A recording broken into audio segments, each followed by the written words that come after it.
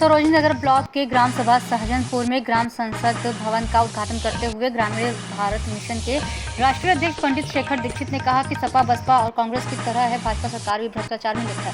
सरकार ने जहां किसानों के आगे संकट खड़ा कर दिया, वहीं नौकरशाहों को खुली छूट देकर महा भ्रष्टाचार कायम कर दिया है। अब जनता जनार्दन के पास भारत के बेहतर भविष्य का एकमात्र विकल्प तीसरी सरकार यानी ग्राम संसद सरकार है। नीति निर्माण एवं लोकसभा विधानसभा पर सीधा नियंत्रण का अधिकार तीसरी सरकार को मिले और संविधान का 73वां संशोधन लागू किया जाए। श्री दीक्षित ने कहा कि वैसे तो जनतंत्र में नहीं मालिक है, जनता ने ही सांसद और सरकारों को जनहित के निर्णय लेने का अधिकार दिया है, लेकिन लोकसभा व विधानसभा सरकारों ने इसका जमकर दुरुपयोग किया। उन्होंने यह भी कहा कि ग्रामीण भारत मिशन अंतर्गत शीघ्र ही लखनऊ में उत्तर प्रदेश की तीसरी सरकार का राज्य स्तरीय अधिवेशन बुलाया जाएगा, जिसमें प्रदेश भर के ग्राम संसद सदस्य हिस्सा लेंगे। इस अवसर पर कार्यक्रम आयोजन रंजीत पाल व अश्वनी पाल, सर्वेश पाल, सोनू तिवारी, श्याम गोस्वामी, सुरेंद्र लाला, राजेश यादव, रोहित कनौजिया सहित सैकड़ों लोग उपस्थित रहे। लखनऊ से नितिन पटेल की रिपोर्ट।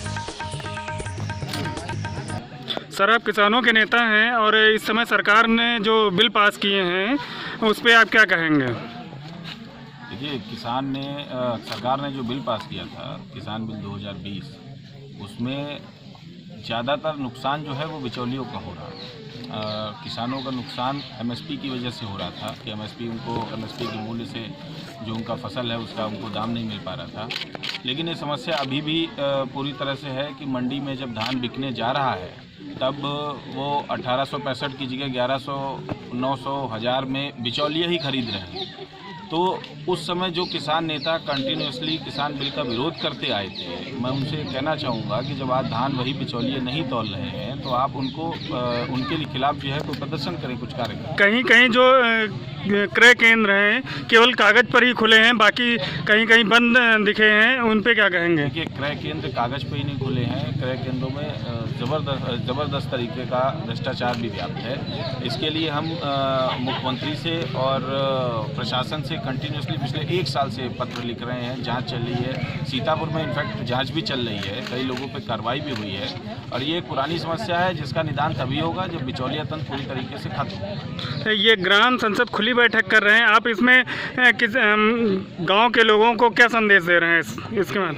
गांव के लोगों को ये जागरूकता है, गांव के लोगों को पता होना चाहिए उनका अधिकार क्या है, ये पता होना चाहिए कि उनका जो ग्राम प्रधान है उसके पास उनकी सहूलतियों के लिए किन किन योजनाओं के तहत पैसा आता है, जो कि बहुत बड़े भ्रष्टाचार का पूरे उत्तर प्रदेश में ये भी एक बड़ा भ्रष्टाचार है। ग्राम प्रधान किसी चीज़ को साफ सुथरी तरीके से नहीं बताते हैं।